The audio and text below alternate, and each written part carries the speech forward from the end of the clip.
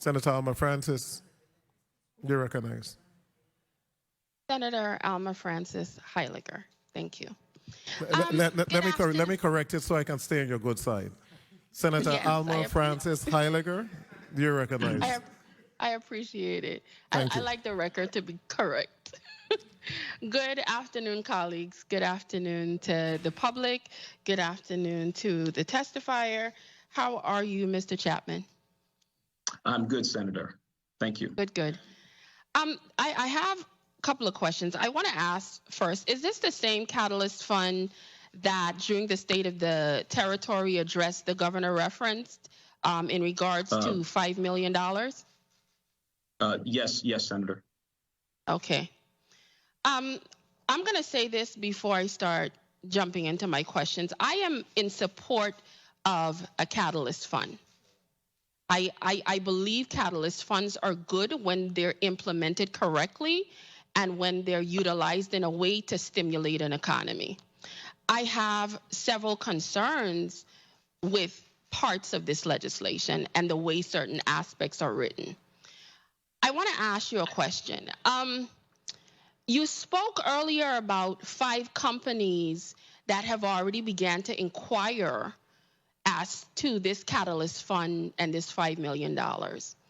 I had a conversation with someone where I was already informed that this $5 million is already divvied up between 4 companies to include a film company. And I need to know, is there any accuracy into what I was told, or this program is genuinely going to be opened up to as many people as possible who would like to apply? Because I spent part of my afternoon downstairs looking for the documentation where I read some of this earlier. And I need to know, of those 5 companies you referenced before, have any of them already been promised that they would be able to get some of this $5 million? Thank you for the question, Senator. We've made no promises. We've made very clear that the companies that have expressed interest, they will have to go through a process as outlined by Dr. Wexler and myself during our respective testimonies. Okay. Is any one of those companies a film company? Yes, most definitely. Okay. So there's some accuracy to some of the information I was told. Okay. You didn't tell me that, but I was told all of this in detail.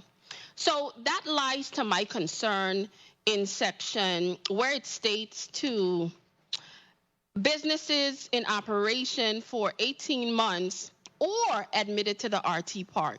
Now, I was looking, I heard one of my colleagues speak about $100,000. And also in the document, it said it cannot go past a maximum of 1.5. So out of this $5 million, there's a potential that all of it could be eaten up with from 4 companies. Is there any limit as to what percentage is going to be utilized for smaller loans versus larger loans? Because let's say we did the 100,000. That means if everybody got 100,000, that's about 50 businesses that could be helped to get this catalyst monies. But based on information that I received, if only 4 companies get it, that would literally eat up the whole $5 million. 2 minutes. Is there anything in place to protect, to make sure that some portion of this $5 million actually gets to smaller businesses that need to get catalyst funds? Sure. So let me, I appreciate the question, and it's multi-layered, so please bear with me as I try to address all, if not most, of what you just said. So first of all, with respect to information that we've shared with the senators, we actually have a very detailed slide deck presentation that we shared with the senators, showing them the companies that have expressed interest thus far. So there's film company, multiple sustainable development companies. Some of these companies are trying to come into the Virgin Islands. Some are here and are looking to get started or expand. So we've actually given exhaustive details to the senators, and I'd be glad to address any questions that I can and still stay within the terms of the NDA. Couple of other things. The program, I think, would be helpful, Senator, if I just talked about what the program is intended to accomplish. So we don't really see anything impactful about just spreading around $100,000 loans. Plus, that is something that the EDA already does. So the EDA has multiple programs that provide smaller loans to local businesses. This program is intended to address the needs of companies that can create jobs for Virgin Islanders. Okay. Some of those will be local companies. Some will be companies that want to come into the territory.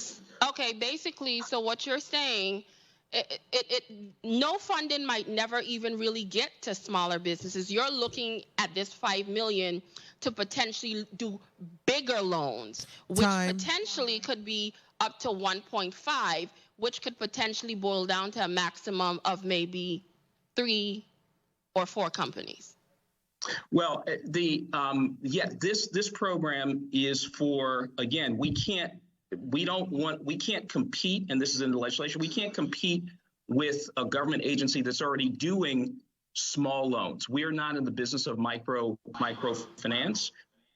We have to do deals that can create job opportunities for Virgin Islanders. And right now, we see the potential in... Are you suggesting that a smaller business that could get a much needed, say, $200,000 loan that could employ 5 people just because they get it would not be an economic boost? Or are you saying that maybe one that can only get 1.5 and get maybe 50 people? I'm trying to understand where these decisions are coming from to decide who can and who can't. Right.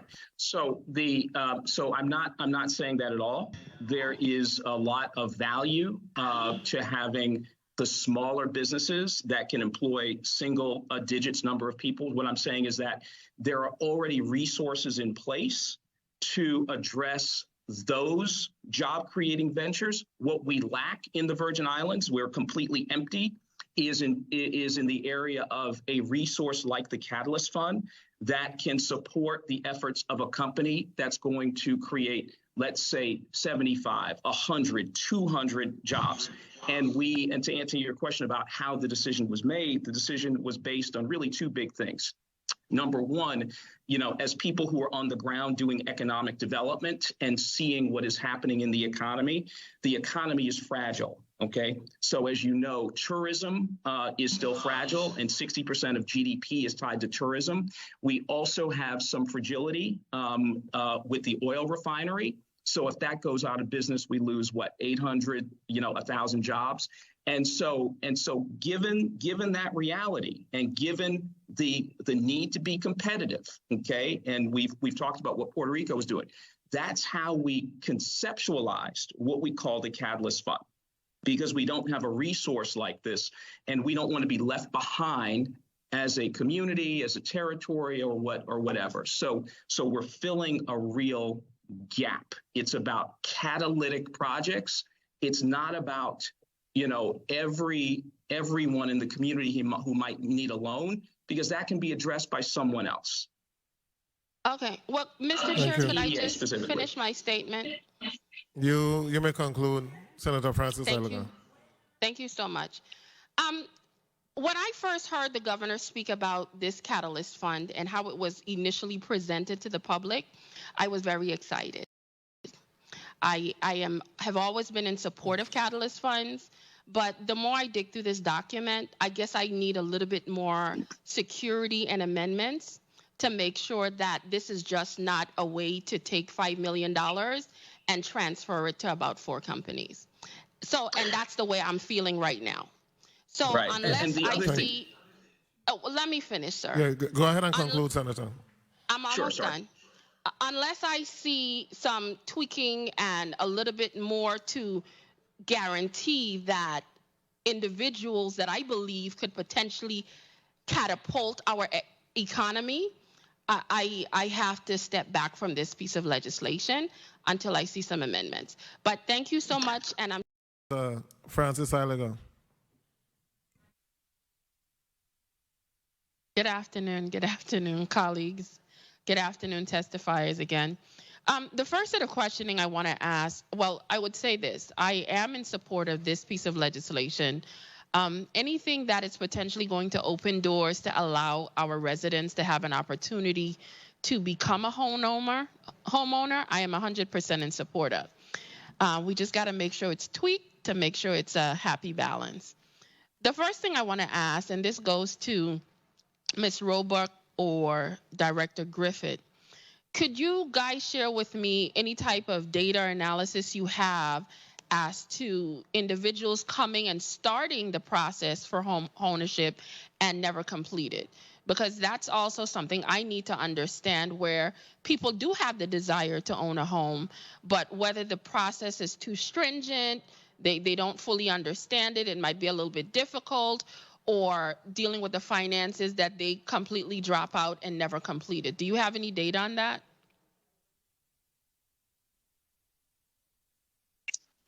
We can look into our data for our home ownership class and see what's the completion rate of our home ownership class. I think that would be our best metrics, because it's not simply someone coming in and just getting a mortgage and buying a house. They go through an entire program that makes sure that they're able to sustain and keep that home in the long term. So we can start with our data. Do you have any idea? Do you have any type of idea as to, say, if 100 people applied for a home, but then only 40 people ended up getting a home? Do you have any data such as that? No, our weakness is not in the data of how many, if 100 people applied. What's our bottleneck that this bill is addressing is that we've never had the funding to build the homes, enough homes, and enough financing to finance as many people as we have. Well, I fully understand. I fully understand what the bill is doing. My concern is trying to make sure that people that want to apply, that there's not as many barriers there so they could even want to come and apply in the first place. I want to ask another question. One of the things that was discussed here had to do with taking out what it sounds like 2 different loans, because with this program, say for example, at a 20% deposit, say on $300,000 on a $300,000 home, which is about $60,000, what does that look like for the homeowner? Do they have to pay back 2 separate loans where they have to pay back the $60,000 plus the mortgage? Or is it going to be integrated into the mortgage as one whole? That's something I need to understand. It's 2 separate loans. It's something that we currently do with Banco Popular, First Bank, USDA, and it's a very successful program that works very well with the homeowners. So I need for you to explain that to me, because I'm already doing the math in my head. Because, for example, if you're already trying to get pay a $2,000 mortgage, but then you additionally have to pay a $700 loan, your overall cost for this home potentially, maybe for the next 10 years on a 20-year mortgage or 30, might be $2,800, $2,700. How does that fall into the category of affordability by having 2 separate loans, as opposed to potentially figuring out how the homeowner can only pay 1 bill as opposed to 2? So let me clarify. If someone has it's a $300,000 mortgage that's broken out 80 to 20%, it's still the same dollar amount. So for example, if it's a $300,000 loan at an interest rate of 3.6%, that's about a payment of $1,400 principal and interest. So by splitting the loan up, you do not increase the dollar amount. The math still works out exactly the same. So the payment still remains the same. In St. Thomas, people are renting 1 bedroom for $2,000, or 2 bedroom for over $2,500. So to get a mortgage of principal and interest of $1,400 would actually be a cost savings for them. Okay. So at the end of the day, it's balanced out. So it's, even though they're paying two separate loans, it's not an additional burden. Correct. Okay. I also want to find out from you as it relates to, we talked about the average cost of homes and this 20%. And I don't know if I missed it. I'm still trying to understand, and if you could explain to me again, and even the public, why is it when I'm hearing about home ownership nationally, you hear that the deposit is way lower than here in the Virgin Islands? And I listen to things such as insurance and property taxes and all these other things inclusive, but they're also inclusive nationally. Why is it so high here in this territory? I'll let Mrs. Roebuck explain that, because I think she did a great job explaining PMI and all of those things in the that the United States have that we do not have in the territory. Well, okay. I'll let her explain it, but a quick version, because I have a couple more questions. Well, the quick version is the U.S. market has access to PMI, private mortgage insurance, that allows for the lender to have a guarantee backing to be able to offer greater financing. So they can offer financing 95, 98% above the 80% financing that we are offering in conforming loans. Time. So that's Okay. the short answer. Thank you. Mr. Chair, could I ask my last question? Yes, proceed. Thank you so much. The last thing I want to ask, do you believe that this $4 million that we have to still seek out and find to fund this program, do you think, based on even what Mr. Griffith shared as the amount of potential loan applications are in, and even what you see come through the doors of your bank, to assist this medium income category, do you think $4 million is sufficient? I think $4 million is a good start. As I indicated in my testimony, I think we can service 80 to 100 applicants, and that's just using a very round figure. Applicants will come in that are requiring a lower copay because they already have some level of equity in the property, or they may have savings. So, that's a moving number. It can be much more than that. It can be less than that. But I think 4 million is a good start. And I'm hopeful that more will be appropriated every year so that we can continue. And also the collection of the interest payment, because it is a loan, it's not a grant, will also lend to this being a revolving program. Okay, thank you. Well, in closing, I would like to say that I really would love to see this piece of legislation move forward with whatever necessary amendments we need, as well as finding the appropriate funding to do so. Because at the end of the day, the people of this territory, a lot of us want nothing more than to wake up in our own homes, when we head home at the end of the evening, have the security and safety of knowing we're putting our key into a door, locked to walk in and say, this is mine.